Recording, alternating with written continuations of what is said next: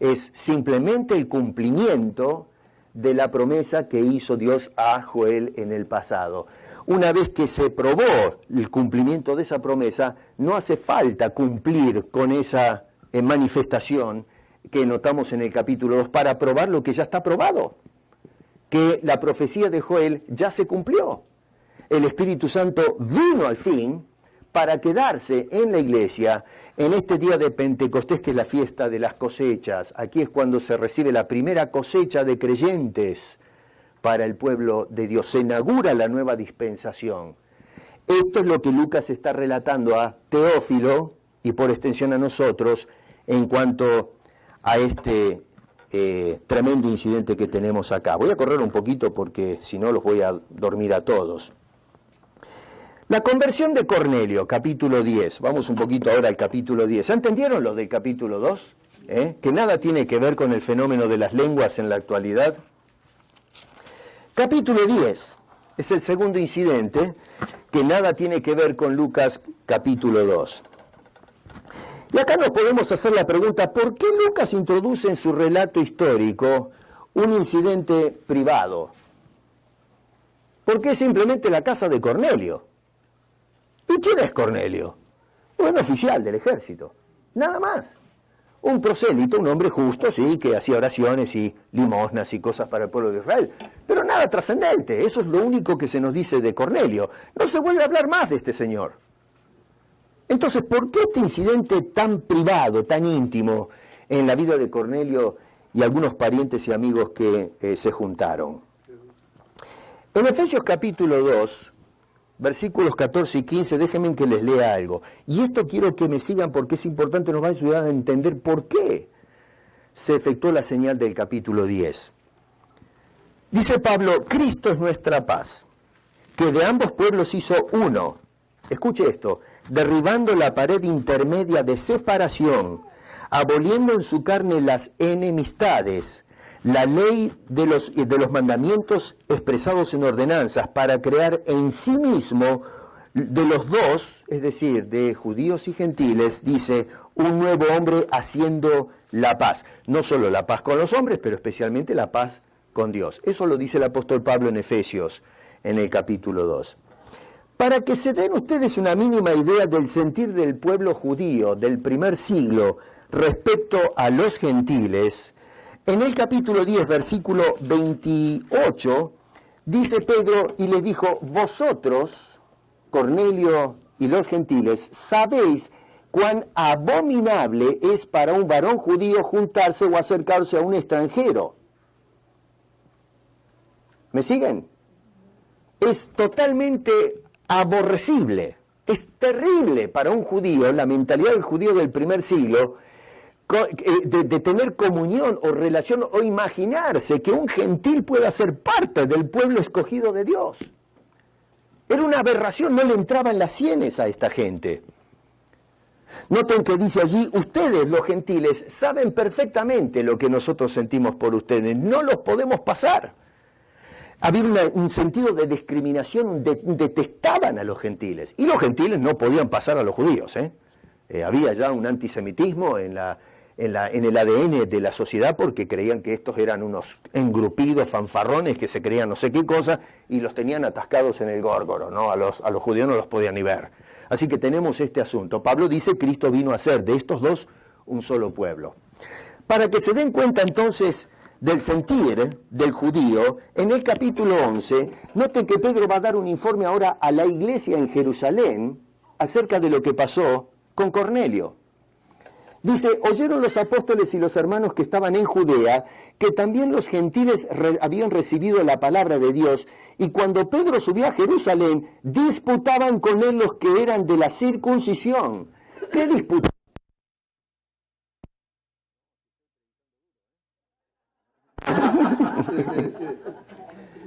¿Qué fue eso? ¿Qué hiciste, Daniel?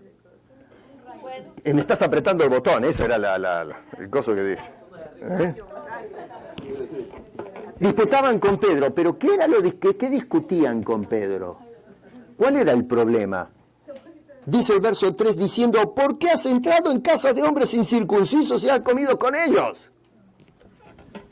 Cuando Pedro dijo entrar en la casa de Cornelio y les predicar el evangelio, se armó la rosca. Pedro, pero estás loco. ¿No sabes que es abominable entrar a la casa de un gentil? Pero ¿cómo te atreves? Ya es un creyente, ¿eh? Y los que están en Judea son cristianos en Jerusalén. Pero lo cazaron a Pablo casi por el cuello y dijeron, pero querido, ¿te falla la tuerca? ¿Cómo se te ocurrió tener comunión con los gentiles? Y entonces Pedro nos va mostrando este incidente, y recuerden, es Lucas el que se informó de esto y plasma parte de esa historia de 30 años con este incidente particular, este incidente primario. Este sentimiento de profundo desprecio por los gentiles era un terrible y severo obstáculo para cumplir la gran comisión. ¿Cómo iban estas personas a ir hasta lo último de la tierra, salir de los límites de Jerusalén y de Judea? ¿Cómo iban a entrar a Samaria, que no los podían ni ver? Se tenían una bronca tremenda. Y luego ir a Roma, que era el país, digamos, el imperio que tenía los judíos agarrados del cuello y no los podían ni ver tampoco. Esperaban que venga el Mesías para que se salgan los romanos de encima y entonces Israel por fin pueda gozar de libertad. ¿Cómo iban a cumplir la comisión si para un judío cristiano ahora es inverosímil entrar en la casa de un gentil y presentar el evangelio? Dios tiene que romper con ese prejuicio. Y lo que va a hacer entonces es enseñarle una lección a Pedro, el fanático. Y cuando este hombre le predica al fin a Cornelio, entra a su casa, mientras él está predicando, nos dice en el capítulo 10, verso 44, mientras aún hablaba Pedro estas palabras, el Espíritu cayó sobre todos los que oían su discurso. Noten que no terminó de predicar, estaba haciendo eso. Y cayó el Espíritu Santo sobre estas personas. Y los fieles de la circuncisión que habían venido con Pedro se quedaron atónitos de que también sobre los gentiles se derramara el don del Espíritu Santo. Ahora, claro, ¿por qué vino? Bueno, y luego dice más adelante, porque los oían que hablaban en lenguas y que magnificaban a Dios. Si el Espíritu Santo iba a caer sobre los gentiles también, ¿cómo iban a saber estos hombres judíos fanáticos que los gentiles habían sido incluidos en el pueblo de Dios? ¿Cómo sabe una persona que alguien recibió el Espíritu Santo? ¿Usted ve a alguien que ve el Espíritu Santo descolgarse como de una telaraña sobre una persona? No. Por lo tanto, para mostrarle a estos individuos que Dios había también agarrado a los gentiles para salvación, está mostrando esta señal para cambiar la idiosincrasia de Pedro, el fanático, y los judíos que venían con él, y observar que Dios también estaba sellando con el mismo espíritu que a los judíos al pueblo gentil. En el informe al final dice versículo 15 del capítulo 11, cuando comencé a hablar cayó el Espíritu Santo sobre ellos también como nosotros al principio. Entonces me acordé de lo dicho por el Señor, cuando dijo, Juan ciertamente bautizó en agua, mas vosotros seréis bautizados con el Espíritu. Si Dios pues le concedió también el mismo don que a nosotros que hemos creído en el Señor Jesucristo, ¿quién era yo que pudiese estorbar a Dios? Entonces, oído estas palabras o estas cosas, callaron y glorificaron a Dios diciendo, de manera que también a los gentiles ha dado Dios arrepentimiento para vida. Tomen nota que no dice que estos hombres, cuando dice les concedió también el mismo don, no es el don de lenguas. ¿Qué don les dio Dios? ¿Qué cosa? No. El don del Espíritu Santo. El Espíritu Santo vino sobre ellos y ellos ahora al fin se dan cuenta de que no el don de lenguas que sucedió en el capítulo 2, sino el don, hablaron en lenguas, dice acá, pero no es a donde apunta Lucas o Pedro, es el don del Espíritu Santo. Y entonces ahora ellos al mirar ese hablar en lenguas, que es discutible si eran lenguas angélicas, yo personalmente, la palabra acá glosolalía, la palabra glosa se utiliza para idiomas naturales, no celestiales, y está en plural. Pero de todas maneras, si usted quiere pensar que es del cielo, ok, le doy esa soga. Con todo eso, fue un incidente especial que era señal a los judíos fanáticos que no aceptaban que un gentil entrara en el pueblo de Dios. Así que ya está probado, esta gente ahora reconoce que el Espíritu Santo fue dado también a los gentiles y se cerró el asunto y no vuelve a suceder nunca más. ¿Vamos bien? ¿Sí? ¿Estamos todos de acuerdo? Yo no me lo estoy inventando, está ahí, qué sé yo, usted haga lo que quiera con eso, ¿no? Pero está ahí, eso le estoy simplemente explicando a través de estos pasajes para que se dé cuenta de qué es lo que nos está diciendo Lucas. Capítulo 19, que es el último incidente que relata Lucas. Tenemos acá un problemita, ¿no es cierto? Dice, aconteció que en tanto que Apolos estaba en Corinto, Pablo, después de recorrer las regiones superiores, vino a Éfeso y hallando en ese lugar a ciertos discípulos, les dijo, ¿recibiste el Espíritu Santo cuando creíste? Y ellos dijeron, ¿qué Espíritu Santo? ¿Qué es eso? Dice, eso prácticamente lo que están diciendo, ni siquiera hemos oído si hay Espíritu Santo. Y entonces dijo, ¿en qué fuisteis bautizados? Ellos dijeron, en el bautismo de Juan. Entonces Juan bautizó con bautismo de arrepentimiento, diciendo al pueblo que creyesen en aquel que vendría después de él, esto es, en Jesús el Cristo. Cuando oyeron esto, fueron bautizados en el nombre del Señor Jesucristo, y habiendo impuesto Pablo las manos, vino sobre ellos el Espíritu Santo, y hablaban en lenguas, otra vez en plural, y profetizaban. Y profetizaban. Por cierto, profetizaban acá es predicación.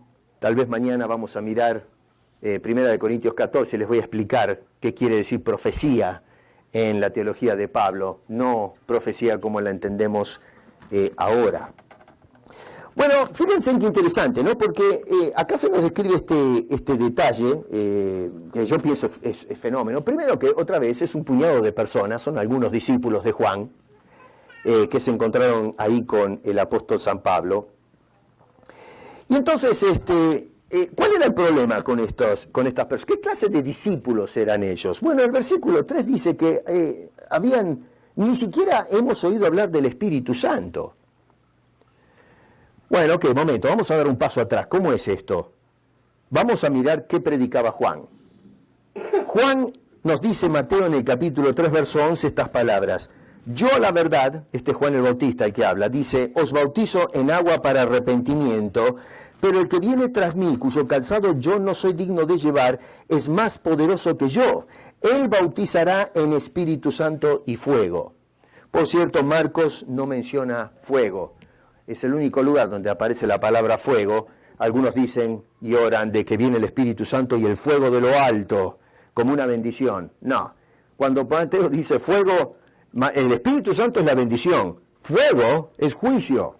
Lean el contexto cuando dice, en este pasaje, el hacha está puesta en la raíz de los árboles, y todo árbol que no da buen fruto, ¿a dónde va a parar? Dice, al horno, al fuego, no sirve. Así que no miremos el versículo solo, está diciendo que va a venir el Espíritu Santo, que es la única manera de escapar del juicio. El fuego no es una bendición, como se nos pinta en la iglesia hoy carismática, donde dice, fuego del Espíritu, oremos para que caiga el fuego. Lo que estamos orando es, que caiga el infierno sobre nosotros, que caiga el fuego. El fuego, según Mateo, es para juicio, no bendición a la iglesia. Ahora, lo que me llama la atención es que los discípulos de Juan y la gente que escuchó a Juan, escucharon a Juan hablar del Espíritu Santo.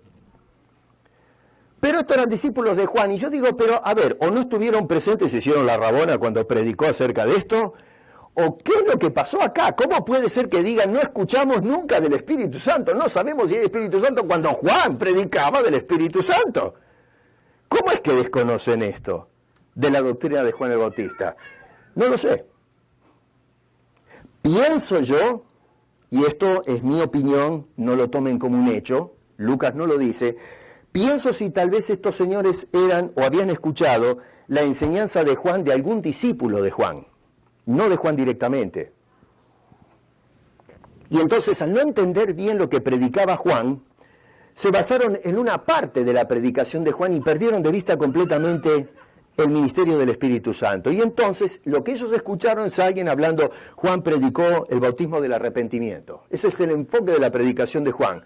Y perdieron por completo el ministerio salvífico a través del Espíritu Santo.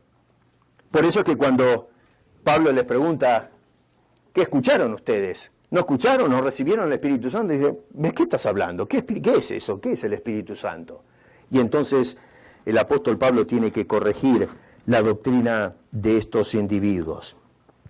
Y entonces, bueno, para hacer la cosa corta, cuando estas personas, Pablo les presenta el Evangelio completo, porque el Evangelio de ellos era un Evangelio a mitad de camino, era un Evangelio de arrepentimiento, que decir que podíamos ser salvos mediante el acto de nosotros arrepentirnos, en lugar de ver la salvación como un acto divino que produce arrepentimiento.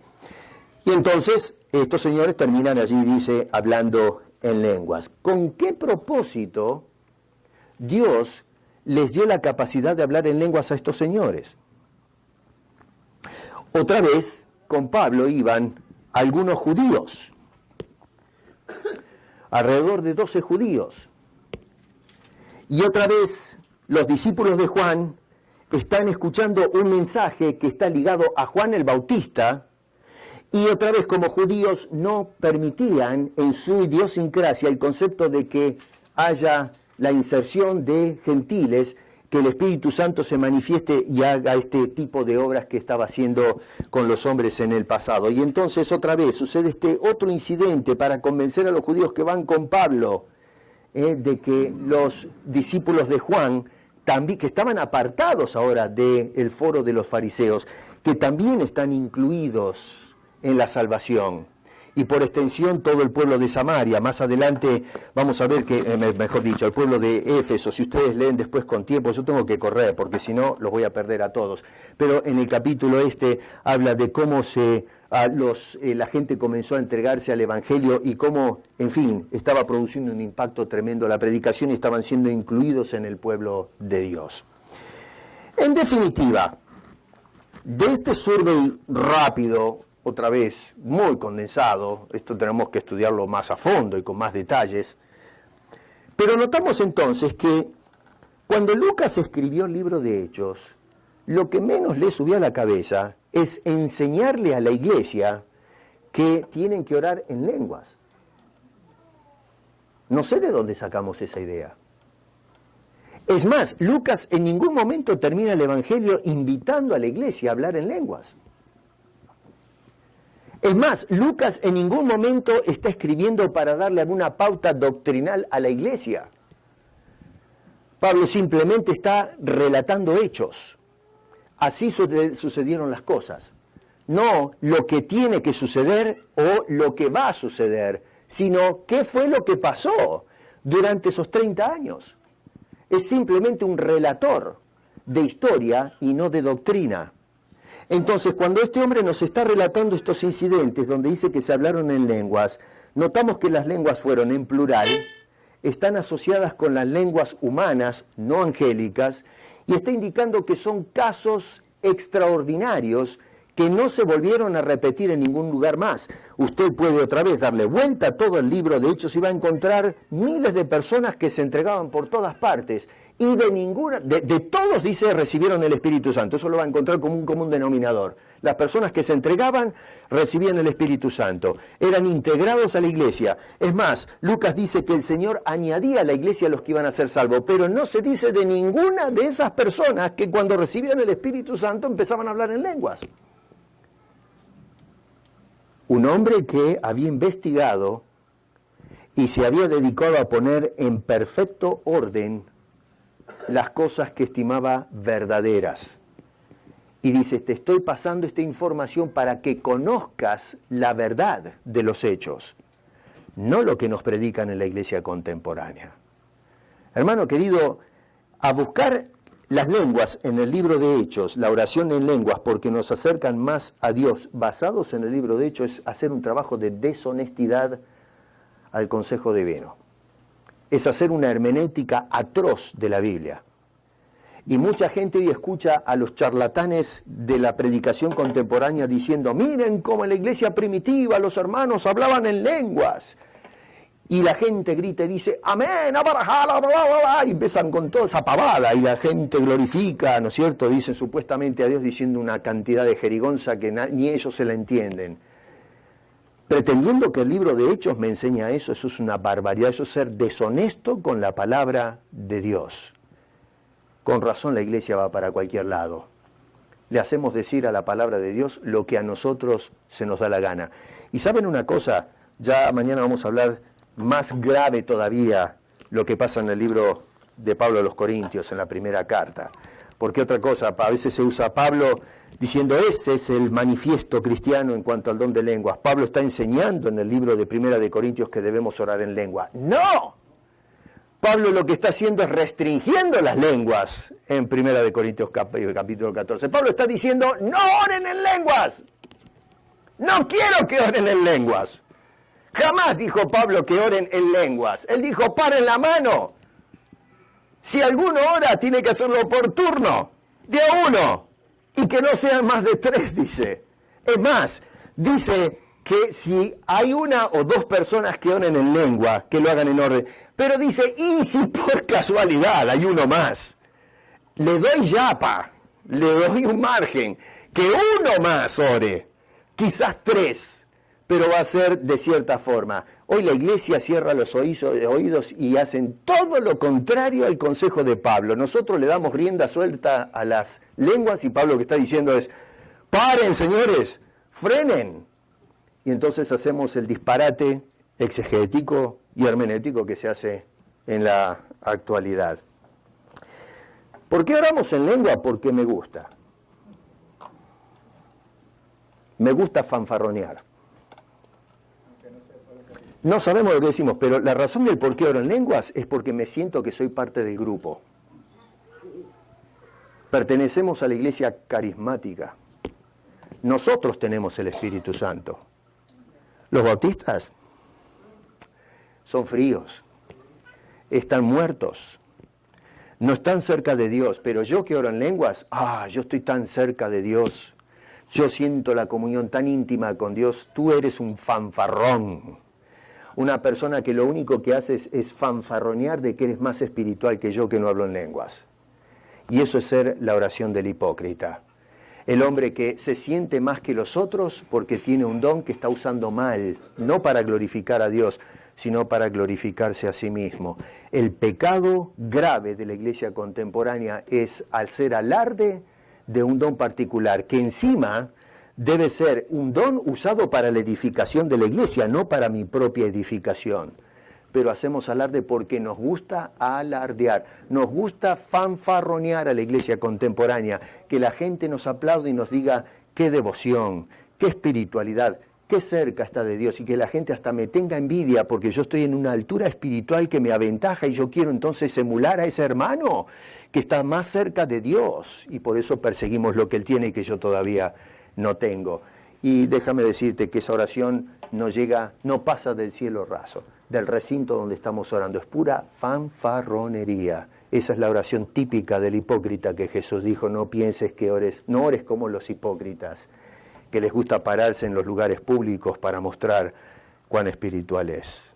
Hermanos queridos, saquémonos la idea de la cabeza de que Dios está dando don de lenguas para que nos comunicamos mejor o estemos más cerca de Él. Si tu corazón no está cerca de Dios, tú puedes hablar en todos los idiomas, en suajili si quieres, en Klingon, ese lenguaje que hablan los extraterrestres de Star Wars o algo por el estilo, no Star Wars, el viaje, ¿cómo se llama? Star Trek. Ni en ese idioma, saben que la Biblia está traducida en ese idioma, por cierto, ¿no? ¿Sabían ustedes eso? La Biblia ya se tradujo en Klingon. Es un lenguaje que no existe. Existe, pero no existe. No lo habla nadie. Lo hablan unos tontos fanáticos de la cadena esa de televisión y películas y tradujeron la Biblia. Miren qué estupidez, qué manera de perder el tiempo. Traducir la Biblia en Klingon. Y bueno, así está el mundo, ¿no? La payasada. No pienses que si ores en esos idiomas te va a acercar a Dios. Si tu corazón no está bien con Dios, puedes orar en todos los idiomas al mismo tiempo y esa oración no va a pasar del cielo raso. Así que, hermanos queridos, ¿qué sacamos de Lucas? 2 cosas importantes. Una, para cumplir la comisión que nos dio a la iglesia cristiana tenemos que orar en el idioma que sea, pero orar a Dios y juntos, en comunión. Es decir, tener afinidad los cristianos, el amor fraternal que unía a la iglesia, que hacía de que el mundo vea a la iglesia y diga, pero ¿qué es lo que hace Dios con esta gente? De hacer de ambos pueblos uno, y de esa manera unir nuestras voces en oración a Dios de rodillas para poder cumplir la bendita comisión que ha de predicar salvación y esperanza a este mundo que desesperadamente la está necesitando, no solamente en el primer siglo, sino ahora especialmente en el siglo XXI, que es tu tiempo, es mi tiempo, es nuestro tiempo, el tiempo de la iglesia contemporánea, para cumplir esa gran comisión que el Señor nos ha dado, que es: me seréis testigos desde aquí hasta lo último de la tierra. ¿Podemos hacer eso juntos? ¿Podemos? Empecemos con la oración como pueblo de Dios. ¿Alguna pregunta? ¿Hay preguntas? ¿Cómo es esto? Yo no sé. Ustedes son los jefes.